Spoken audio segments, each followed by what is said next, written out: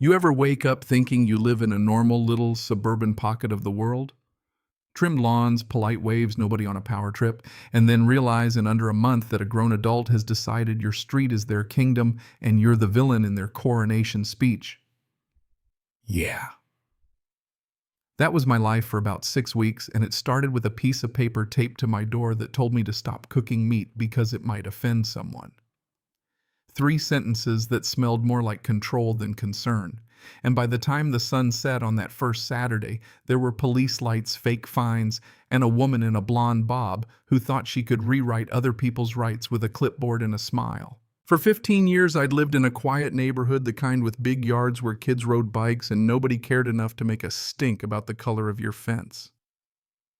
Then Danielle Arlington moved in like she'd stepped out of a brochure for suburban entitlement. Short blonde bob sunglasses that cost more than my first car. That permanent look of someone who expects the world to rearrange itself to their comfort. At first it was the usual passive-aggressive stuff, friendly reminder emails about trash cans, a note about keeping lawns neat, little taps on the shoulder that most people let slide. But then the notes got weird. One morning there was a letter, thick paper, faux HOA header, which was odd because we didn't have an HOA saying in polite yet commanding language. As a courtesy to plant-based neighbors, please close your windows while cooking meat. I read it twice, laughed, crumpled it, and walked on. 2 weeks later, another note. Then a petition. Then a stack of community guidelines that read like someone had Googled how to sound official and went wild. No open flame grilling, no cooking meat with open windows, a courtesy hour where animal products were banned, all delivered in that soft, sanctimonious voice that tried to make authoritarianism smell like compassion. I should have ignored it. I could have laughed at the absurdity and moved on. But the thing about people like Danielle is they don't stop at suggestions. They want power. She started going door to door, clipboard in hand, spinning the story like a gospel. We're fostering a more inclusive, sustainable environment, and only by agreeing to these guidelines can we be a truly ethical community. Some folks rolled their eyes, some were amused, a few nodded. Not everyone sees a power grab at first when it's wrapped in green language and concern. 10 signatures showed up on an email one night, 10 names that made this silliness feel dangerous. So I did what any reasonable person would do in the face of petty moral imperialism. I fired up my grill. Not a small thing either. I mean the kind of cookout that announces itself 2 blocks over. Slow-smoked brisket, bacon-wrapped jalapeno poppers, ribeyes, singing on the grate, a smoker that purrs like a stubborn engine. I invited friends, put on some music, cracked beers, and let the neighborhood taste what freedom smells like. Clear sky, sun on the deck, laughter, the sound of normal life. And then Danielle appeared on her porch, hands on hips, nostrils flaring like the world had personally offended her. She marched down my driveway, heels clicking, face red, and accused me in those clipped, performed tones of violating the community agreement. I looked up from flipping a burger, took a long drag of smoke that smelled exactly like summer, and asked what agreement? She said very seriously that we had decided to be a plant-based neighborhood. I tilted my head, took another deep breath of smoky brisket, and muttered, "Smells like freedom to me." She lost it. Right there, she whipped out her phone and dialed 911 because that's apparently what you do when someone cooks meat in your line of smell. "He's creating a hazardous environment," she told the dispatcher, her voice high on righteous panic.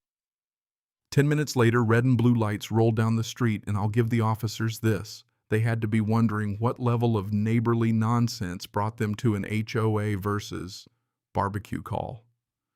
One cop, tall sunglasses, deadpan, looked from my grill to Danielle and back and asked the simple question, "Is this breaking any actual law?" Danielle, caught off guard, sputtered, "Well, no, but—" The cop cut her off. "Then there's nothing for us to do." He suggested she remove herself from the situation if she felt harassed. She sputtered, stomped, and stormed off while I took the most theatrical, slow, delicious bite of rib I could manage and let the smoke fill the air like a victory flag. To my door, a fine for illegal grilling. To my door, a fine for illegal grilling activity, $500. Then another $250 for smoke disturbance, then $1,000 for repeated noncompliance. Fake fines on fake letterhead, demanding money for offenses that didn't exist. She was inventing authority and hoping people would pay to make the terror stop. I pounded on her door, waving the notices like a flag, and she shrugged as if the printed paper itself carried the weight of law. "The neighborhood has spoken," she said, which in her mind meant she had found a voice big enough to bend reality. Here's the twist: she wasn't just salting the neighborhood with fake infractions for fun, she was scamming people. When I started knocking on doors and talking to neighbors, I found folks who'd already paid her hundreds, even thousands, for bogus violations. A man who paid $1,200 for unauthorized garden fencing, a single mom who repainted her house after being threatened with a fee for an aggressive exterior color, couples who forked over cash because they were told their patio furniture didn't align with the imaginary aesthetic. It wasn't petty anymore, it was organized fraud, and she was the ringleader. I'm not a litigator, I'm not a politician, but I know fraud when I see it. I took copies of every fake notice, every signature on her petition, and I walked straight to the county clerk. The clerk's face when I said, "Can I see recent filings associated with my address?" was the kind of slow confusion that foreshadows good things. On her screen were fake permits, bogus compliance investigations, and a pending request to annex my property into a non-existent HOA, forged petitions, fabricated board votes. She'd been trying to manufacture legitimacy, and some gullible or scared neighbors had handed her money to make it stop. I compiled the evidence and sent it to the State Fraud Division, expecting the bureaucratic crawl of justice. I expected paper trails, hearings, months of waiting. What I didn't expect was how fast people with actual authority would move once you handed them a clear trail of forgery and extortion. Less than 24 hours after the complaint went in, things escalated in ways I hadn't planned for because people like Danielle don't surrender quietly. At 3:14 a.m., my security alert screamed. My phone lit up with the camera feed, and there she was. Black clothes, hood up a mask, a knife, moving around my driveway like a villain in a cheap crime show. She started slashing tires. I grabbed my shotgun, and let me be clear, I didn't want to be the violent part of this story. But the moment the security light hit her face and she looked up and froze, I knew I had to stop her from hurting someone. I stepped outside, shotgun across my chest, and the sound of it, that heavy, undeniable click, stopped her. She bolted right into the flashing lights of the officers who had already been called, not by me, but by the team following up on the fraud complaint. They tackled her cuffs cold and fast, and she started screaming about being set up. The camera didn't lie. The forensic trail didn't lie. The evidence of her months of scams and threats didn't lie. She was arrested. By sunrise, the neighborhood was humming gossip and relief, and a certain righteous satisfaction. The people she'd conned came forward. The county filed charges. The bank records bolstered the case. The fake HOA was dissolved under the weight of its creator's hubris. The moral leveler in all of this wasn't just that she got caught, it was watching a small-town empire of cruelty and extortion collapse because a bunch of neighbors decided they were done being manipulated. If there's a lesson here, and yes, I do have one, not because I'm trying to moralize, but because the moment hit me like a splash of cold water, it's that small, everyday power grabs start with plausible-sounding language and a paper trail. Someone tells you they're fostering inclusion, and before you know it, inclusion means obedience. People weaponize good intentions to rebrand control as care. That's the bitter part. The cloak of virtue makes the con easier. Also, and this is the sweeter, quieter part, when you point out the paper trail, when you document, when you stand up not just for yourself, but for the neighbor who's too scared to push back, the system can still work.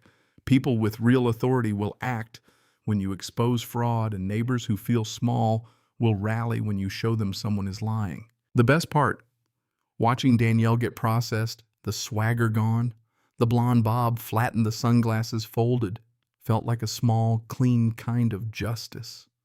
Not revenge, not gloating, just consequence. She tried to cage her neighbors with imagined rules and fake fees, and she ended up behind bars for the very thing she used to manipulate others. There's a satisfying symmetry to that, and yeah, I took another bite of brisket while the cops finished their paperwork.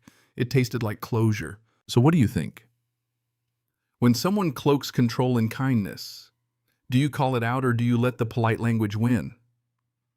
Is it okay to escalate to document and expose, or should neighbors resolve things quietly? Drop a comment. Tell me if you've ever had a Danielle in your life, or if you think I should have handled this differently. Share your story. Were you the grill master, the complainer, or the quiet neighbor who suffered in silence? I want to hear it. If this made you laugh, hate, or feel a little vindicated, hit like, share with someone who needs a reminder that sometimes the smell of freedom is worth defending, and subscribe if you want more stories about when neighbors go too far. Cảm ơn các bạn đã xem video.